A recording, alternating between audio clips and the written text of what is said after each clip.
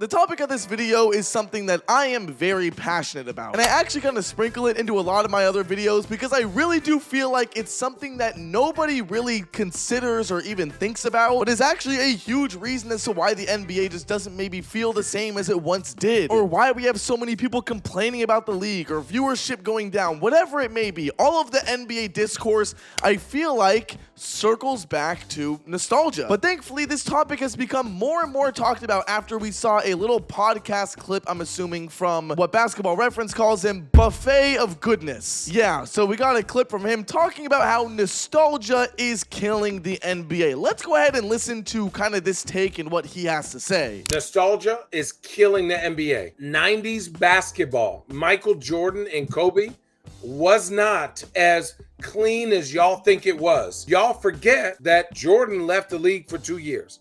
Y'all forget that Kobe, rest in peace, quit on his team in the playoffs and did not shoot the basketball. So all this Kobe, Jordan, oh, he's not this, he's not that. That is propaganda. I'm gonna stop it right there for right now because I do think this is somewhat true. Now, I don't really think many people care about whether or not Michael Jordan skipped, basketball to go play baseball for 2 years. A lot of that apparently had to do with his dad. There's some other conspiracies out there, but for the most part, I don't really think many people talk about that. The Kobe Bryant stuff, though, no one talks about that shit. We hear all these stories about Kobe Bryant, the winner, the Mamba mentality, will do anything it takes to win, but you hear these stories most of the time from players because no one else really talks about it, where it's like, damn, he was a selfish fucking guy. And that's not me trying to take anything away from Kobe Bryant or say that he's not good or that we shouldn't, care about his game or whatever it is. It's just like a lot of this stuff that we see, whether it's, ex-players talking great about someone or a documentary maybe going over a season from one of these guys, it's always going to talk about the good. It's going to talk about how Kobe was in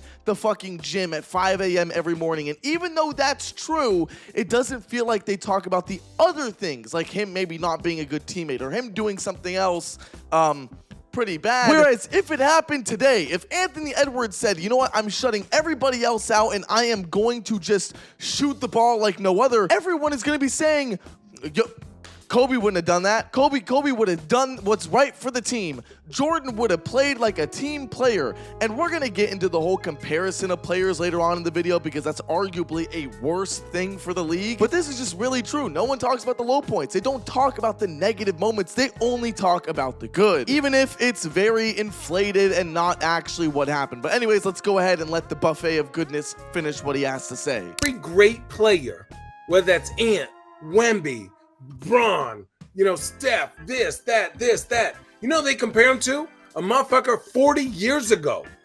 The rules weren't even the same. Right there, it's one of the most, why is it so fucking bright in this room? Oh my God. When I first watched this clip and I heard that bit right there, I started smiling because it's so fucking true. I don't even really know where I'm going with this video, but a lot of this stuff and a lot of the issue is with NBA media. And you can argue that maybe I'm someone who is a part of that sphere where it's like talking about basketball, talking about the NBA. But for the most part, I think we need to direct our attention to the biggest media group in NBA history. That's inside the NBA. It's actually ridiculous how much comparison and how much talk there is about the old days. One of the really big points and reasons as to why I think just things feel different in today's game is how much comparison there is when it comes to a young guy. Why is a young player, Anthony Edwards, for example, why is he always compared to Michael Jordan? And I'm not innocent of this, okay? I have done it before. We all have. We all say he has shades of this player, he has shades of that guy. But when one thing is different, like, why does it always have to be a comparison of, yes, this guy, yeah, that's a Pistol Pete type of player, or this guy's a Dikembe Mutombo. What are we talking about? Why can't Zach Edey just be Zach Edey? Why can't Victor Wembanyama just be Victor Wembanyama? Why can't Anthony Edwards be Anthony fucking Edwards? Like, I really, that shit frustrates me so much because it is one of those things where it's like, okay, Anthony Edwards, his comparison is Michael Jordan. So if Anthony Edwards doesn't go out there and end his career with 6 championships, it was a failure. It was a fluke because his comparison was Michael Jordan. And even if you think that that's a ridiculous argument, it is a subconscious thing that happens with NBA fans, NBA media, whatever it is, and it's actually hurtful. It hurts the league. It sucks because people don't actually appreciate what Anthony Edwards is doing. Instead, they're sitting there saying, dude, this guy's supposed to be Michael Jordan. He's supposed to be Michael Jordan. Why isn't every single shot going down? So that's definitely one of those things that is just ridiculous, but let's go ahead and see if there's anything else that needs to be said in this video. Nobody celebrates these new people. So why the fuck would anybody want to be the face of this league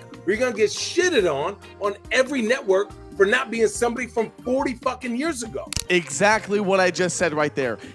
Literally exactly what I just said. The NBA, I don't really watch other sports like that. I don't really watch much baseball. I don't watch much NFL, so I don't know if, maybe other sports do this too and I'm just dumb. But it feels like no other sport has older players, right? Like older Hall of Famers, media broadcasters just completely shitting on the league.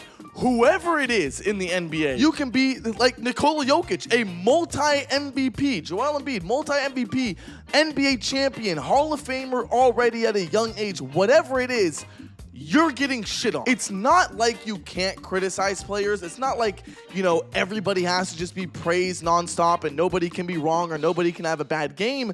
But the fact that the criticism and just pure hatred that sometimes doesn't even correlate to the game itself is always going to be louder than the love and praise is ridiculous. And that's one of those things where when we look back and look at those older players, right, that nostalgic feeling that we have, we don't talk about those things with Kobe Bryant. We don't talk about those things with other guys like Shaq, who didn't put in all the work and hustle and effort. Instead, we go, man, Shaq was so dominant back then. He was so dominant. Oh my God, if he played today, he would dominate everybody. If Shaq played today, do you not think he's gonna get the Luka Doncic treatment of, look at how fucking fat that dude is? And listen, I wasn't alive back in the early 2000s or I didn't have like a functioning brain back when Shaq was playing. So for all I know, they could have been drilling his ass when it comes to his work ethic or how good he was or whatever it is. But I just know that with the way people talk about Shaq today, specifically himself, like the way Shaq talks about himself, it would be so fucking different if he played in today's game. I mean, just look at guys like Zion Williamson. I know that Shaq played a lot more games than Zion, but we look at him. Zion is an excellent player when on the floor. One of the best players in the league. I'm sorry, he really is. If he was like an actual consistent playing, guy. But instead of people appreciating his game when he's on the floor or maybe just being kind of sad that he, is always injured so much, everyone just talks about how fat he is. He's fucking huge. He's gonna eat the table, says Stephen A. Smith. Like, no one appreciates today's game. And it's funny because we're finally transitioning into the new era where we're gonna see some of the guys that maybe, you or myself grew up with.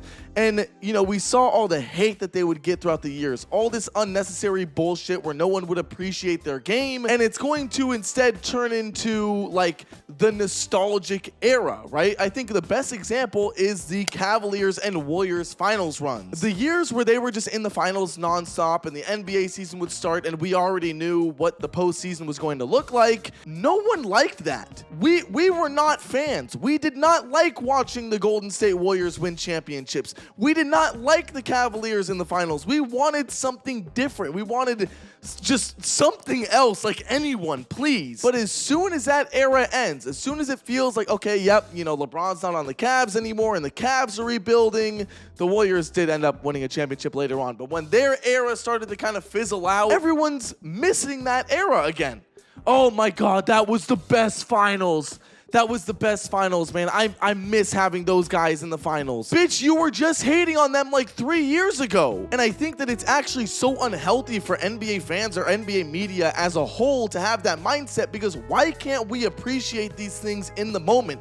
Why can't I look at Nikola Jokic winning an MVP every single year for the past fucking 10 years and say, you know what? I'm watching one of the best players in NBA history right now.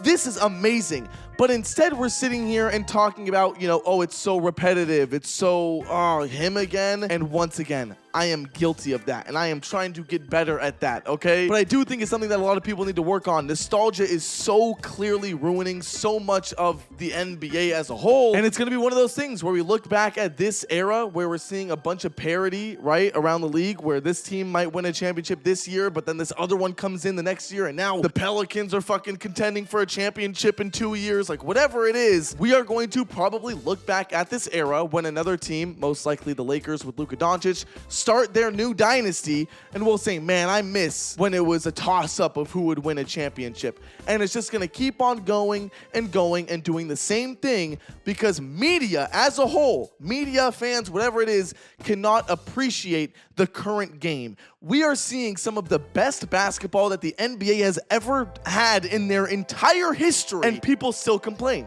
There's too many threes. There's too many free throws.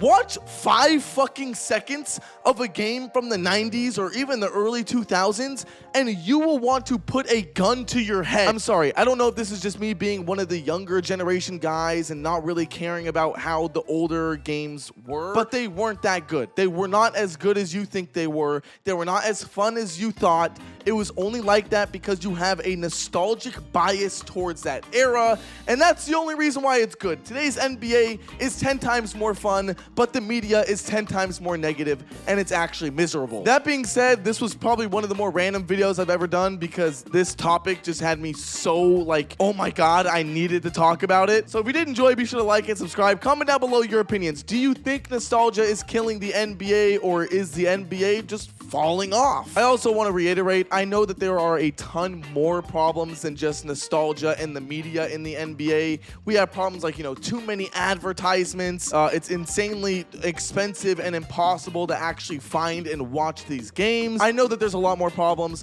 but when it comes to the media and I think the overall conversation around the NBA, nostalgia is one of the biggest factors into why there's so much negativity and people just can't watch and enjoy. I also want to say I'm sorry for taking a quick little break from YouTube. I was on a trip and all this kind of stuff, but I am back now, okay? We're back. I just had my own all-star break. I will see you guys all in the next one. Later.